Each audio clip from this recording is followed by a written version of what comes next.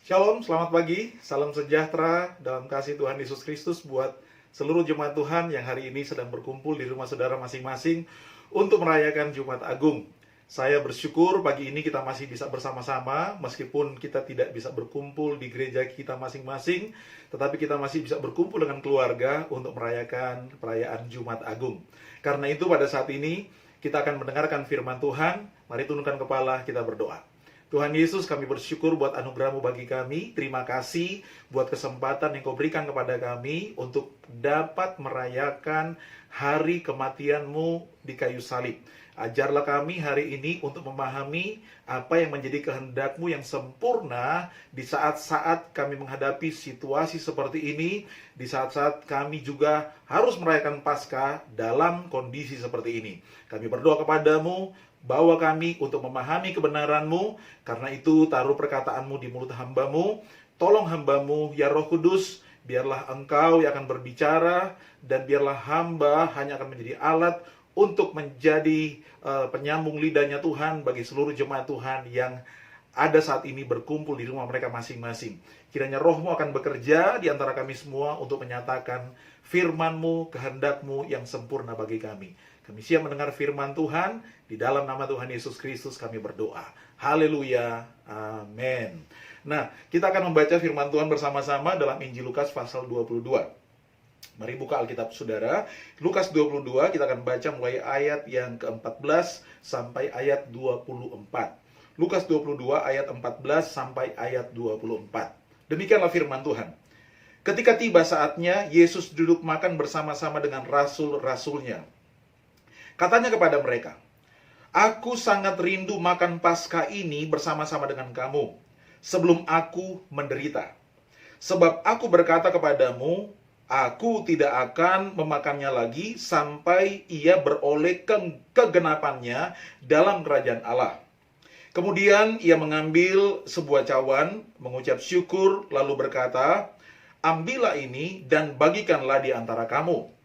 Sebab aku berkata kepada kamu, mulai dari sekarang ini, aku tidak akan minum lagi hasil pokok anggur sampai kerajaan Allah telah datang."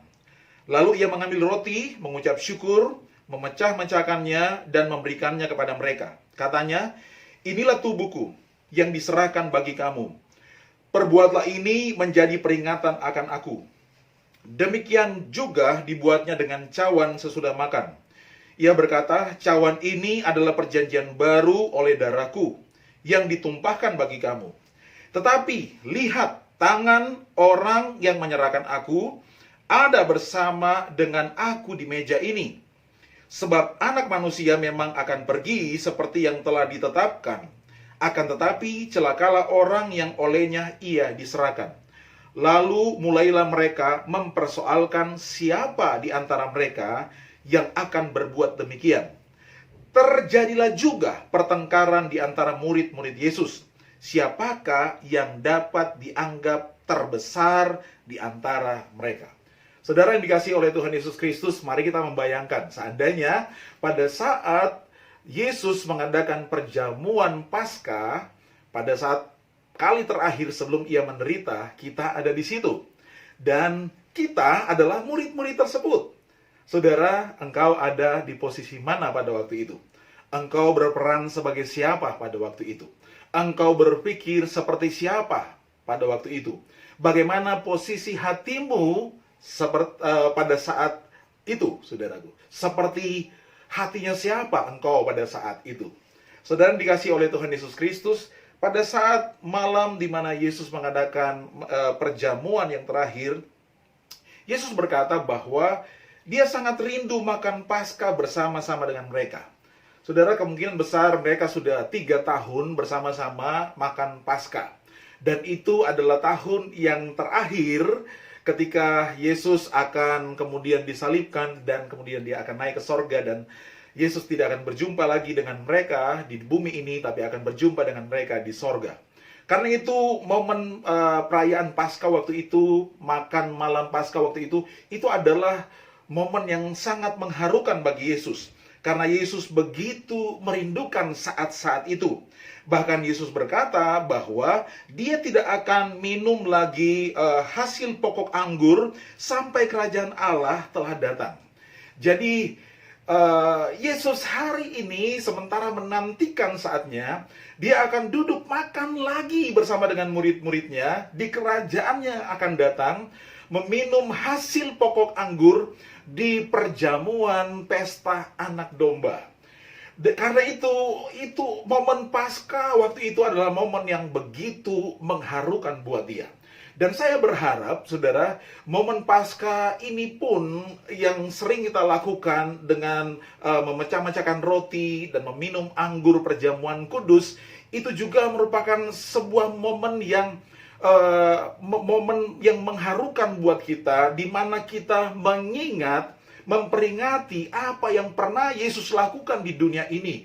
Dia datang untuk menebus kita, dia mati di kayu salib, dia menjadi roti yang dipecahkan buat kita, darahnya seperti anggur yang dicurahkan buat kita. Walaupun kita belum berjumpa dengan dia, tapi kita mengerti, memahami bahwa Yesus pernah melakukan itu, dan walaupun kita tidak duduk makan bersama dengan dia waktu itu, tapi hari ini ketika kita makan roti dan perjamuan kudus, percayalah kita ada bersama-sama dengan Yesus, kita sedang berkumpul bersama dengan dia, kita sedang makan bersama-sama dengan dia. Tetapi ada satu perjamuan yang sementara dipersiapkan oleh Bapa di sorga, dan itu adalah perjamuan pesta anak domba, di mana semua murid Tuhan, semua anak Tuhan akan duduk makan bersama-sama dengan Yesus pada saat itu. Kita nantikan semua itu.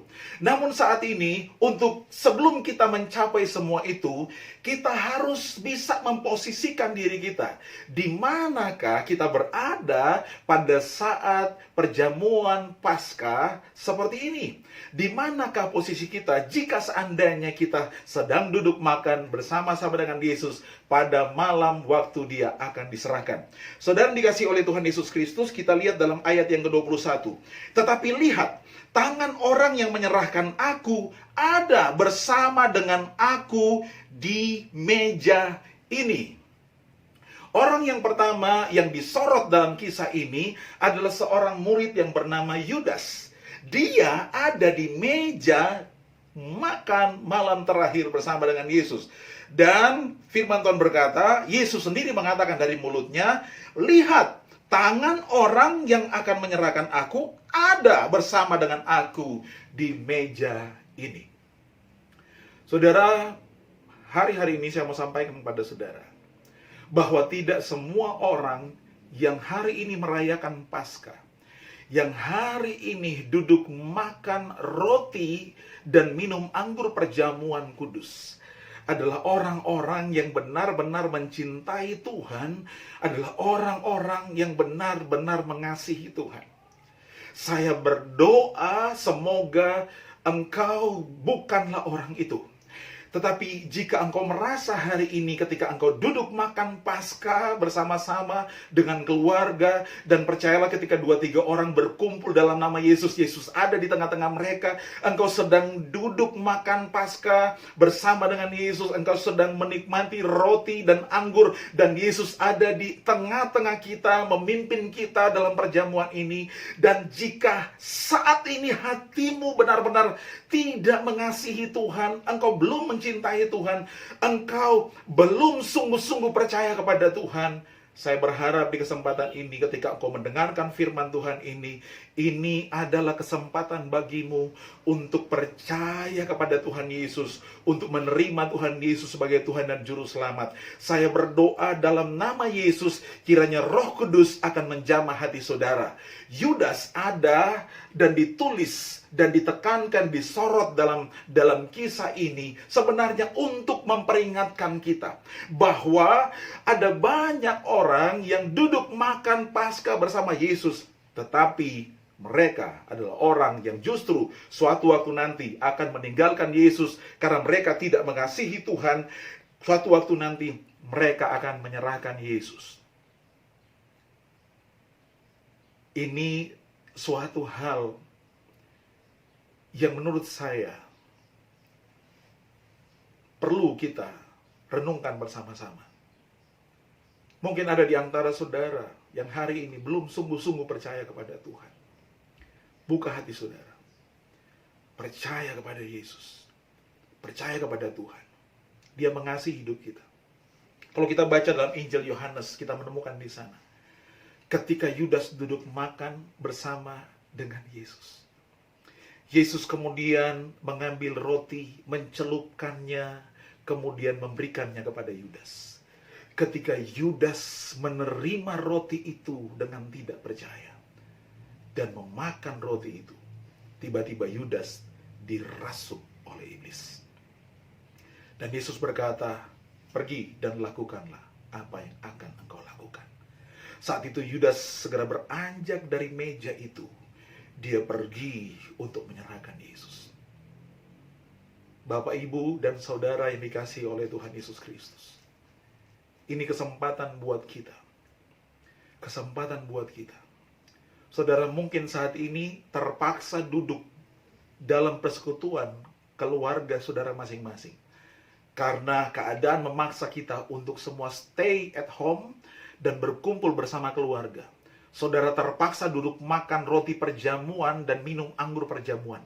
Tapi posisi hatimu saat ini, engkau belum benar-benar percaya. Engkau belum benar-benar mengasihi Tuhan. Saat ini saya mau sampaikan kepada saudara yang dikasihi Tuhan. Sebelum terlambat, buka hati saudara untuk Tuhan.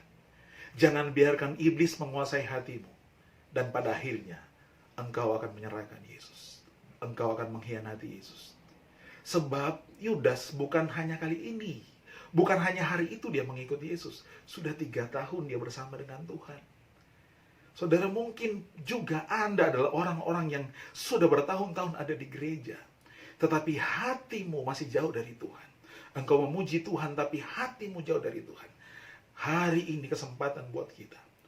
Untuk bersama-sama datang kepada Tuhan. Secara pribadi, engkau datang kepada Tuhan. Terima Yesus sebagai Tuhan dan Juru Selamatmu secara pribadi. Percayalah, Tuhan Yesus mengasihimu. Dia sangat-sangat mengasihimu. Terima perjamuan kudus dengan posisi hati yang benar.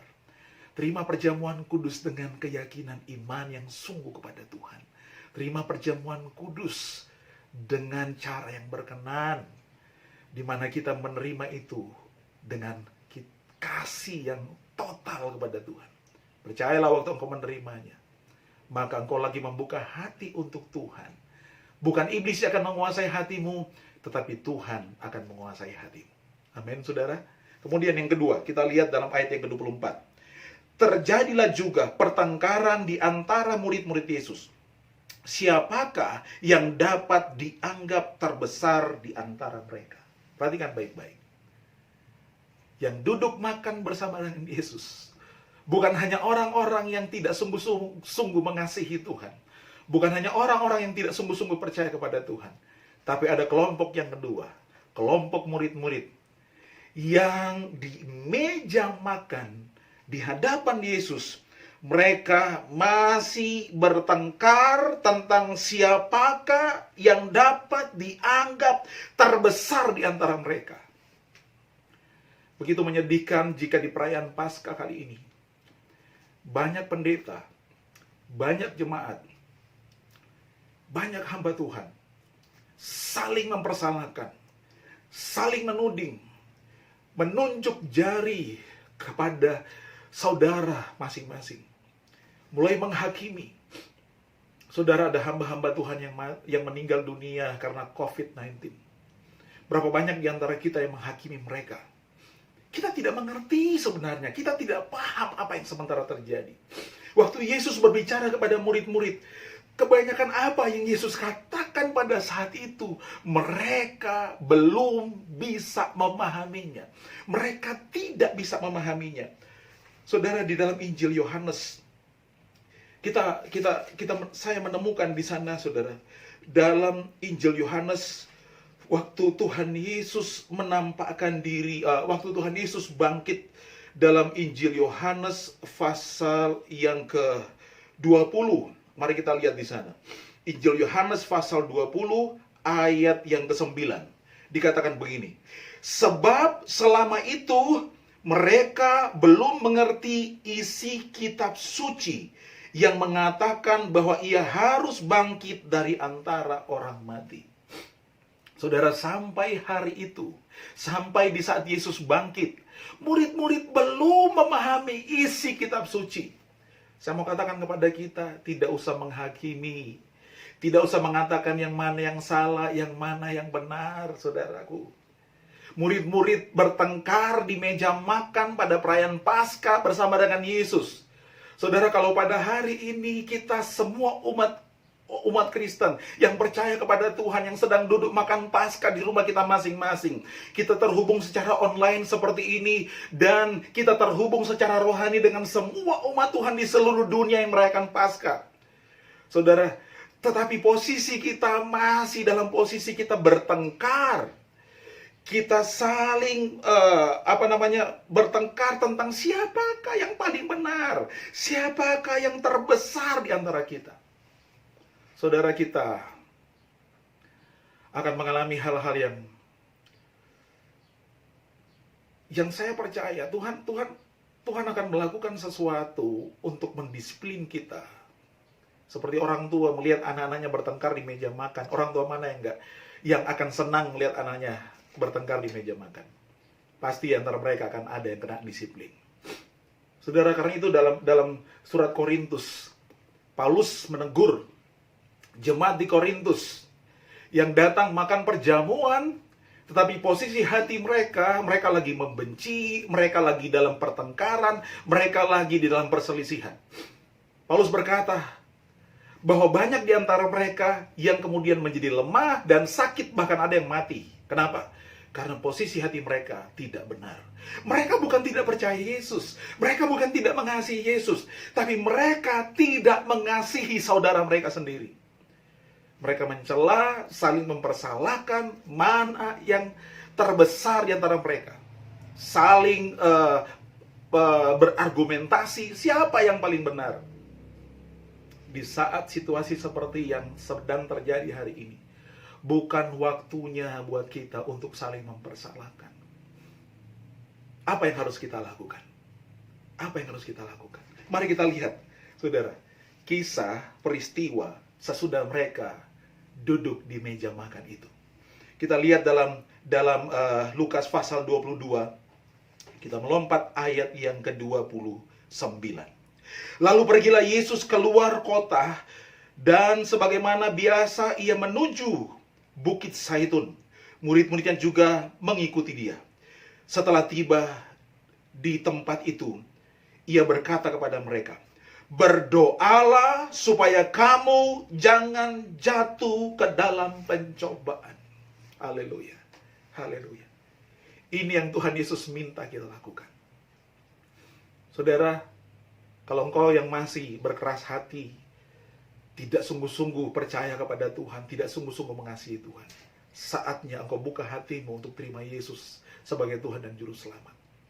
Jika engkau masih bertengkar, jika engkau masih memperdebatkan siapa yang benar dan siapa yang salah, saat ini saya mau katakan kepada saudara, kita harus bertobat.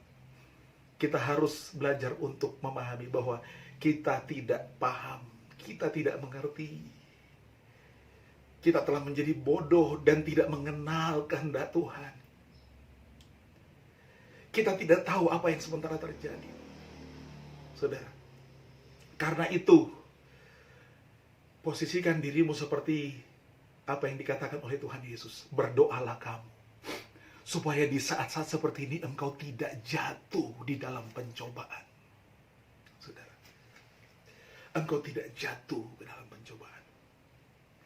Dalam percakapan Yesus dengan murid-muridnya, Yesus berkata kepada Petrus, dia menegur Petrus, dan dia berkata kepadanya dalam ayat dalam Lukas pasal 22. Lukas pasal 22 kita baca ayat 31 sampai ayat yang ke-32. "Simon, Simon, lihat iblis telah menuntut untuk menampik kamu seperti gandum. Tetapi aku telah berdoa untuk engkau, supaya imanmu jangan gugur. Dan engkau, jikalau engkau sudah insaf, kuatkanlah saudara-saudaramu." Saudara, situasi seperti ini, keadaan kesusahan hari-hari ini, masalah yang sementara dihadapi, pergumulan yang sedang dihadapi oleh seluruh umat manusia hari ini, secara khusus dihadapi oleh kita umat Tuhan. Saudara perlu mengerti bahwa iblis akan berupaya untuk mengambil kesempatan dan mencari keuntungan dari pergumulan-pergumulan ini. Bahkan di saat Yesus duduk di meja makan, Yesus berkata kepada Petrus, "Simon, Simon, lihat, saudara, lihat iblis telah menuntut untuk menampi kamu." Haleluya.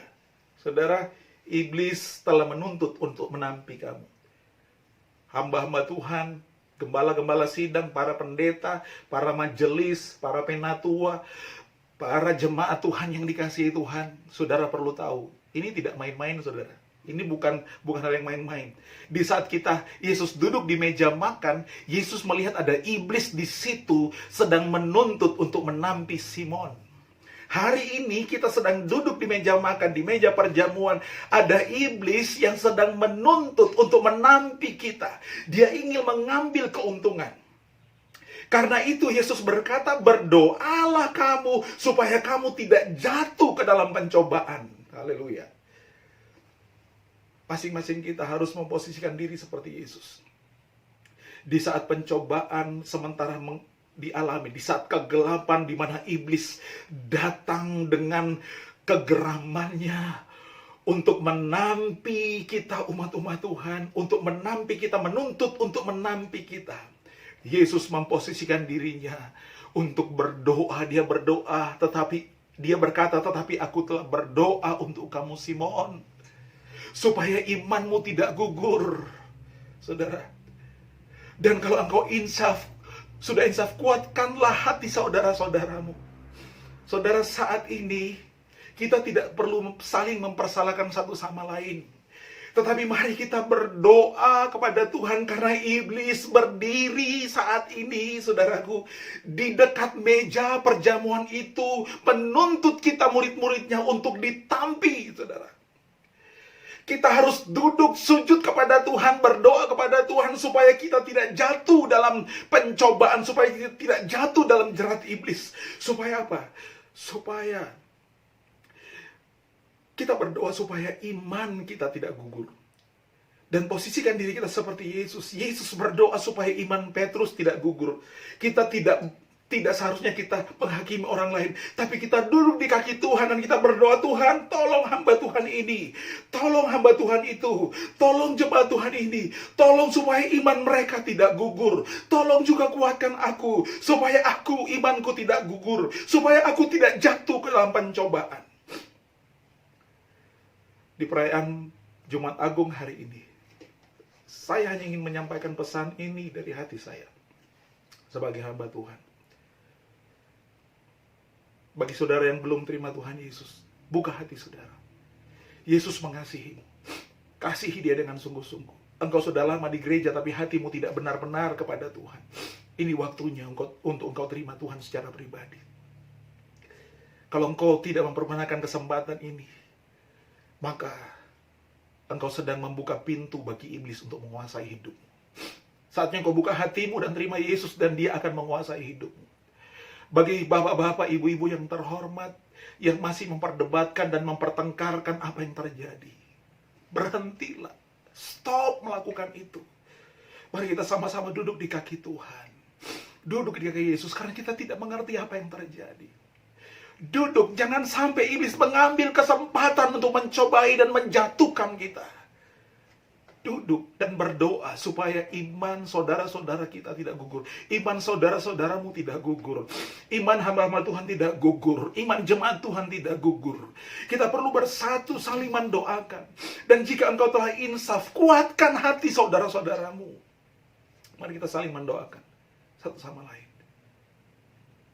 Berdoalah kamu supaya kamu tidak jatuh ke dalam pencobaan. Di manakah engkau pada hari ini? Pada saat duduk makan bersama Yesus di meja perjamuan. Biarlah saudara jawab saat ini. Dan saya percaya Tuhan Yesus ada bersama dengan kita. Dia akan menjamah hatimu. Dia akan memulihkan hatimu. Dia akan menyelamatkan hidupmu. Dia akan menolong engkau. Mari kita berdoa. Bapa, terima kasih karena kami masih bisa merayakan Paskah di saat seperti ini. Tuhan, kami datang kepadamu jika ada hati kami yang keras, belum sungguh-sungguh menerima Tuhan. Hati kami jauh dari Tuhan. Ampuni kami. Kami buka hati kami untuk Tuhan hari ini. Tuhan, kami mau mengasihi-Mu. Kami mau mengasihi-Mu. Kami mau percaya kepadamu dalam situasi apapun juga. Walaupun hari ini banyak orang berkata, di mana Tuhan-Mu? Tapi hari ini kami percaya Tuhan ada. Dan Tuhan akan memberikan upah kepada orang yang sungguh-sungguh mencari Dia. Tuhan akan mendengarkan doa kami ketika kami berseru. Kami minta dalam nama Yesus. Kami mau mempercayai Tuhan, walaupun saat ini kami harus menghadapi pergumulan, persoalan. Ada banyak mungkin umat Tuhan yang harus terbaring di rumah sakit karena terpapar dengan penyakit COVID-19. Ada banyak di antara kami yang keluarga kami dipanggil Tuhan harus meninggal tiba-tiba karena diserang oleh penyakit ini. Kami mungkin kecewa dengan Tuhan. Kami berdoa dalam nama Yesus. Kami mau terus percaya kepadamu Tuhan, apapun yang terjadi. Kami mau mengizinkan Roh Kudus-Mu menguasai kami. Bukan kuasa jahat menguasai hati kami. Kami akan tetap percaya kepadamu. Kami tidak akan mengambil posisi seperti Yudas, yang tetap tidak percaya sampai Tuhan memberikan roti kepadanya. Hari ini juga ampuni kami jika banyak di antara kami yang bertengkar, terus mempersoalkan siapa yang paling benar, siapa yang salah dalam keadaan ini. Ampuni kami.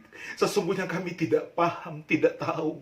Belum benar-benar memahami kitab suci. Belum benar-benar memahami kehendak-Mu. Karena itu hari ini kami bertobat. Yang perlu kami lakukan hari ini, kami mau berdoa untuk saudara-saudara kami. Tuhan, tolong kami. Engkau melihat iblis berdiri di dekat meja makan ini untuk menuntut kami, untuk menampi kami seperti yang dilakukannya pada Simon. Hari ini kami berdoa, kuatkan hati kami supaya iman kami tidak gugur, supaya kami tidak jatuh dalam pencobaan. Di dalam nama Tuhan Yesus, kuatkan hati semua umat-umat Tuhan, setiap gembala sidang, para pendeta, para penatua, para majelis jemaat, semua jemaat Tuhan. Kami berdoa dalam nama Yesus, kuatkan hati kami, teguhkan hati kami supaya iman kami tidak gugur. Di dalam nama Tuhan Yesus Kristus. Terima kasih buat anugerah-Mu bagi kami pagi ini Tuhan. Terpujilah nama-Mu untuk selama-lamanya. Dan sebentar kami akan menikmati perjamuan kudus, sehidangan dengan Tuhan. Menikmati roti dan anggur untuk mengingat kebaikan-Mu bagi kami, pengorbanan-Mu bagi kami. Kuduskan dan berkati semuanya. Berkati semua jemaat Tuhan yang akan memimpin perjamuan kudus di rumah mereka masing-masing. Dalam nama Yesus, kuduskan kami. Kami siap melakukannya. Dan kami bersyukur buat pengorbanan-Mu bagi kami. Ini doa kami dalam nama Yesus, kami berdoa. Haleluya. Amin. Puji Tuhan. Bapak Ibu yang dikasihi oleh Tuhan Yesus Kristus, sesudah khotbah ini, saudara silakan melakukan perjamuan kudus di rumah saudara masing-masing. Saudara bisa membaca, saudaraku, sebelum melakukan perjamuan kudus, saudara pegang roti di tangan kanan, kemudian anggur di tangan kiri. Saudara bisa membaca, kemudian membaca dalam 1 Korintus, ya, 1 Korintus pasal yang ke-11. Dan saudara akan mulai membaca ayat yang ke-24 sampai ayat yang ke-27, ya.